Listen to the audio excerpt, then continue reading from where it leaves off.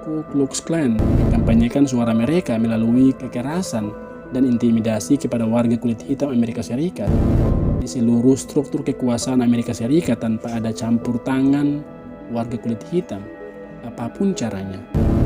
But by the 1930s, the Klan's millions had dwindled to thousands. Pada tahun 1870, Ku Klux Klan sudah memiliki cabang di hampir setiap negara bagian selatan.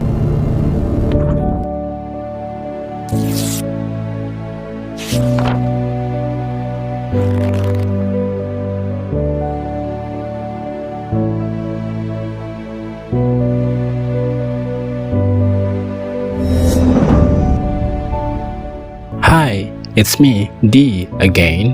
Bagaimana kabar kalian hari ini? Semoga sehat-sehat selalu, stay strong dan jangan pernah menyerah. Seperti biasa, kita akan selalu mencari hal-hal menarik yang ada di dunia ini untuk dibahas bersama-sama. Dan semoga saja you guys enjoy the video. So, pada video kita kali ini, kita akan membahas salah satu organisasi yang dianggap paling rasis di Amerika Serikat hingga saat ini. Organisasi ini memegang teguh keyakinan mereka bahwa orang-orang kulit putihlah yang harusnya berkuasa atas Amerika sepenuhnya tanpa ada campur tangan dari mereka yang berkulit hitam. Seperti apa nantinya? Pantengin terus ya. Jangan di skip biar kita sama-sama paham. Oke?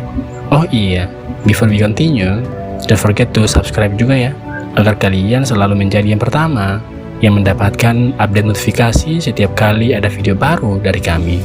Cus, langsung ke videonya. The Ku Klux Klan spread its poisonous influence. But you had a lot of people, a lot of officials. You had governors, you had senators. But by the 1930s, the Klan's millions had dwindled to thousands. Here's why.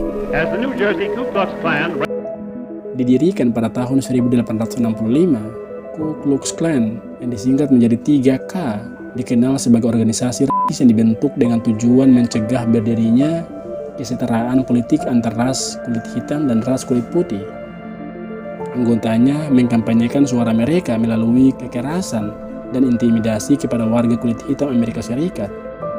Tidak hanya itu, tak jarang warga kulit putih pun ikut diintimidasi apabila mereka ketahuan mendukung kesetaraan terhadap warga kulit hitam. Dalam prakteknya, keinginan mereka hanya satu, yaitu mengembalikan dan mempertahankan faham white supremacist di seluruh struktur kekuasaan Amerika Serikat tanpa ada campur tangan warga kulit hitam, apapun caranya, meskipun harus bahkan membakar gereja sekalipun. Sebuah kelompok yang terdiri dari mantan veteran konfederasi mendirikan cabang pertama sebuah organisasi rasis sebagai klub sosial di Pulaski, Tennessee pada tahun 1865. Mereka kemudian melakukan kampanye penolakan terhadap kebijakan yang akan diloloskan terkait kesetaraan warga kulit hitam. Akhirnya, organisasi tersebut mulai dikenal dari mulut ke mulut, terutama di kalangan warga kulit putih. Pada akhirnya, pendirian itu diikuti oleh cabang-cabang organisasi rasis lain yang bermunculan di berbagai daerah.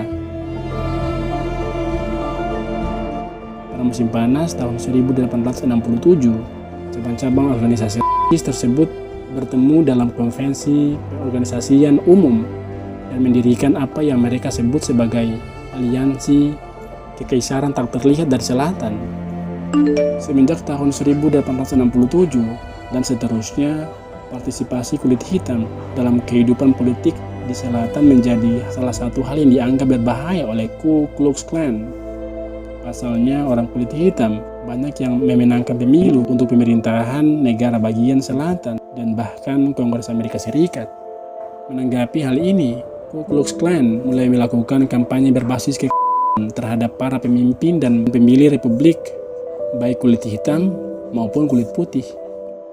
Meskipun Ku Klux Klan melakukannya secara diam-diam, namun gerakan mereka sebenarnya didasari oleh orang-orang, dan hal itu membuat masyarakat takut.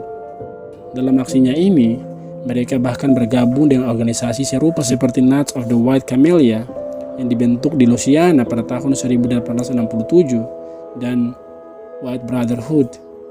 Hal ini mengakibatkan setidaknya 10% dari anggota legislatif kulit hitam yang terpilih selama periode 1867 sampai 1868 menjadi korban kekerasan, diantaranya termasuk 7 orang yang terbunuh. Tidak hanya itu, lembaga-lembaga yang dikelola oleh warga kulit hitam seperti sekolah dan gereja kulit hitam juga menjadi sasaran serangan Ku Klux Klan. Pada tahun 1870, Ku Klux Klan sudah memiliki cabang di hampir setiap negara bagian selatan. Anggota Klan lokal biasanya melakukan serangan mereka di malam hari, bertindak berkelompok untuk mengintimidasi warga demi memulihkan supremasi kulit putih di selatan. Aktivitas klan berkembang terutama di wilayah selatan di mana orang kulit hitam adalah minoritas. Di antara zona kegiatan klan yang paling terkenal adalah Carolina Selatan, di mana pada Januari tahun 1871, 500 orang pria bertopeng menyerang penjara anti-Union dan menggantung 8 tahanan kulit hitam. Meskipun para politisi kemudian mengaitkan kekerasan Ku Klux Klan dengan orang-orang radikal menengah ke bawah dari selatan, keanggotaan organisasi itu sebenarnya lebih luas. Ku Klux Klan kala itu sudah diisi oleh petani kecil, buruh pekebun, pengacara, pedagang, dokter, bahkan menteri. Di daerah-daerah di mana sebagian besar kegiatan klan terjadi, aparat penegak hukum setempat juga merupakan anggota klan. Hal itu mengakibatkan kejahatan yang terjadi tidak diusut. Bahkan mereka yang menangkap anggota klan sulit menemukan saksi yang bersedia bersaksi melawan mereka. Warga kulit putih terkemuka lainnya di selatan juga menolak untuk berbicara menentang tindakan kelompok itu. Saya akan memberi Ku Klux Klan persetujuan secara diam-diam. Setelah tahun 1870, pemerintah negara bagian di selatan meminta bantuan Kongres untuk menangani kasus ini.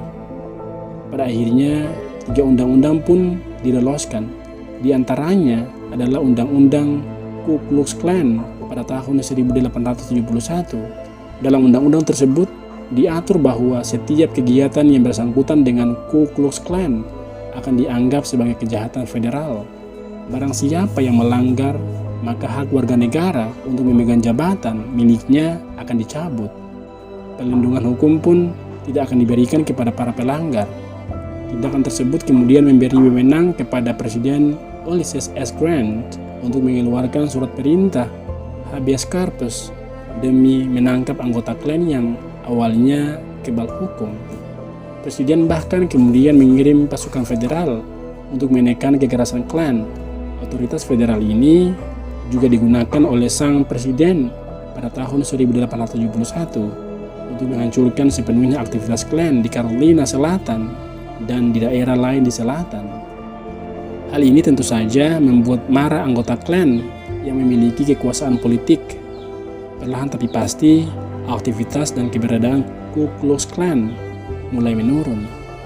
Pada tahun 1915, kaum Protestan kulit putih mengorganisir kebangkitan kembali Ku Klux Klan di dekat Atlanta, Georgia.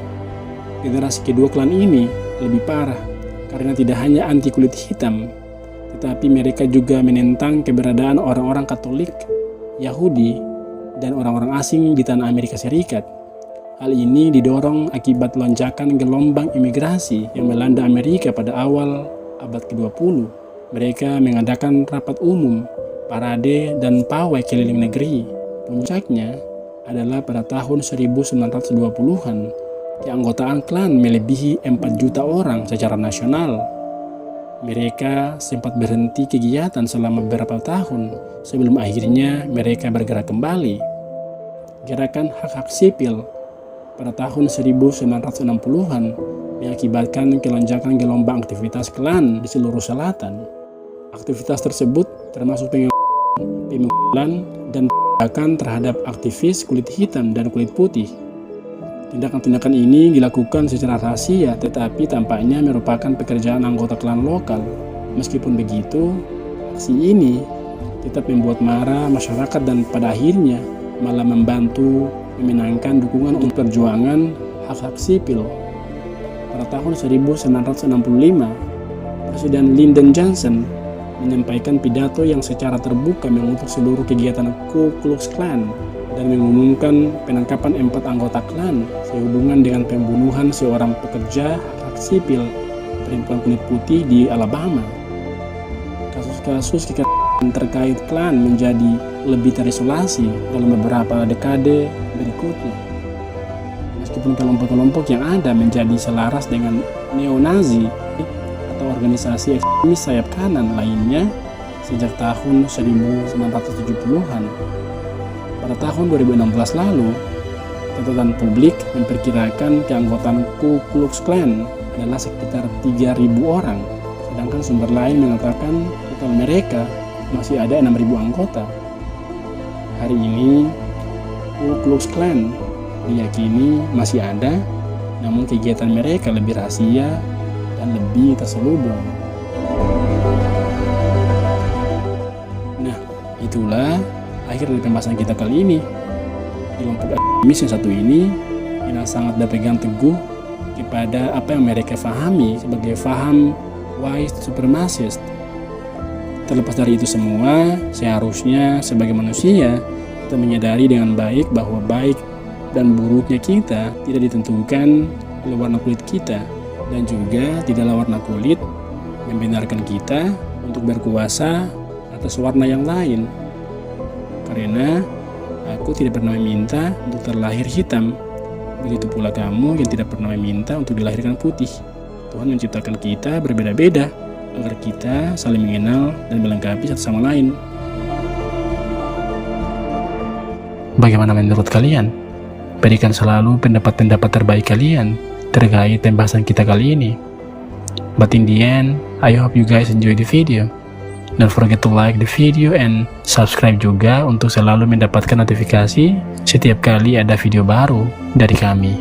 Now it's time for me to sign out. My name is D. Stay safe and until next time.